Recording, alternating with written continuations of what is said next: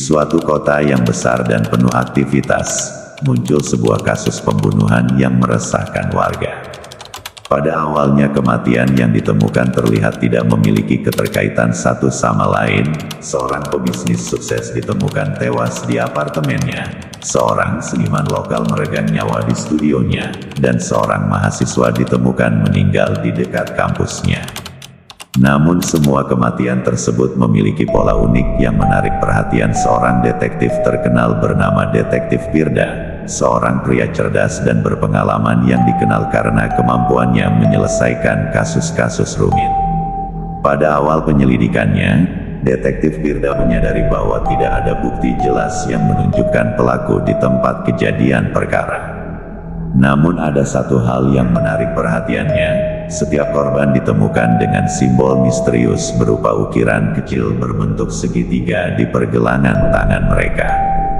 Simbol itu seperti pesan yang hanya bisa dipahami oleh orang tertentu, dan Detektif Firda merasa bahwa ini adalah semacam tanda tangan dari pelaku.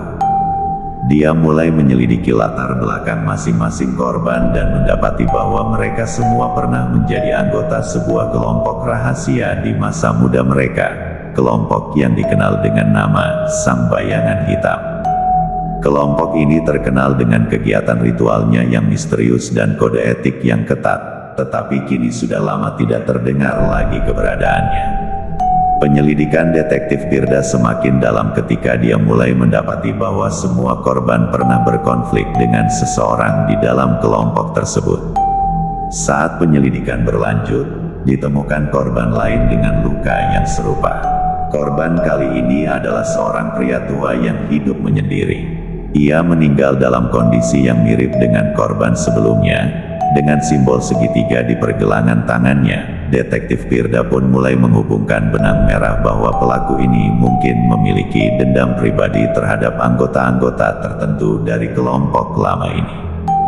Namun yang semakin menambah misteri adalah bahwa setiap korban ditemukan dalam keadaan yang bersih. Tidak ada tanda-tanda kekerasan di TKP, tidak ada bukti fisik, bahkan sidik jari. Semua terlihat seperti pembunuhan yang sangat terencana dan dilakukan dengan ketelitian luar biasa. Detektif Firda yakin bahwa pelaku ini bukanlah sembarang orang, tetapi seseorang yang sangat mengenal korban dan memiliki keahlian dalam menyamarkan jejak. Dalam upaya mengungkap kasus ini, Detektif Firda bekerja sama dengan seorang psikolog kriminal terkenal, Dr. Maya. Dengan bantuan Dr. Maya, Detektif Firda mencoba menyelami profil psikologis pelaku.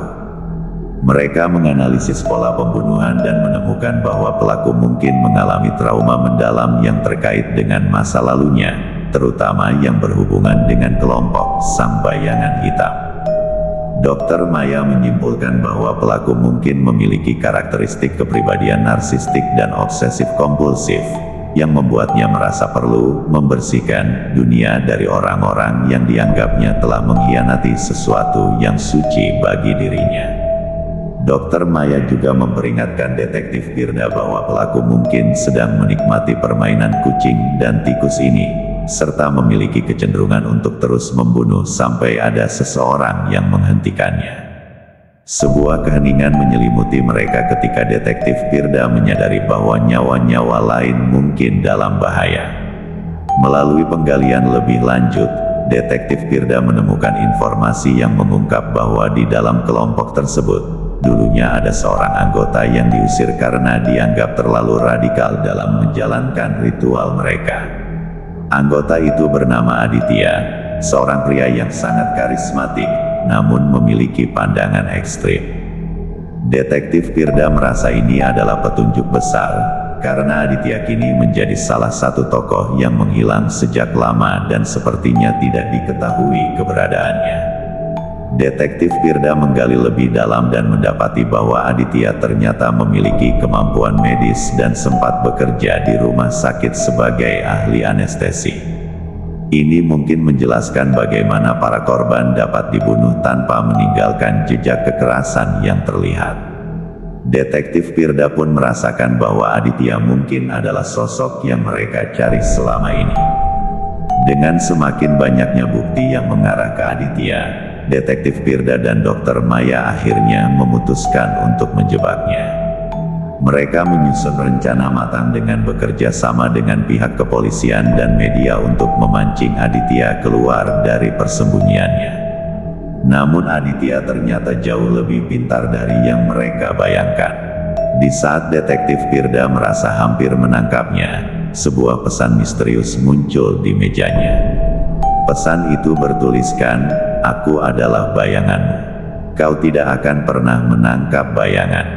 Kalimat itu membuat Detektif Firda sadar bahwa Aditya telah mengetahui semua rencana mereka. Dengan kecerdasannya Aditya berhasil melarikan diri tepat sebelum polisi menyerbu tempat persembunyiannya. Meski gagal menangkap Aditya pada waktu itu, Detektif Firda tak pernah menyerah. Ia akhirnya berhasil menemukan jejak lain, dan setelah pengejaran yang panjang, Aditya tertangkap.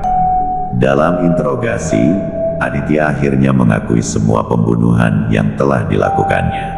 Ia mengatakan bahwa semua itu adalah upaya penyucian, dan bahwa para korban adalah bagian dari masa lalu yang berdosa. Pada akhir kasus, Detektif Firda merasa puas karena telah berhasil menuntaskan misi berat ini. Namun sebuah perasaan tidak tenang masih menghinggapinya. Di malam hari setelah pengakuan Aditya, ia menerima surat lain di rumahnya. Surat itu hanya berisi satu kalimat, "Bayangan tak akan pernah mati." Kasus ini membuat Detektif Firda sadar bahwa kejahatan tidak akan pernah bisa musnah. Namun sebagai detektif, tugasnya adalah tetap berdiri teguh dan terus melawan bayangan-bayangan itu.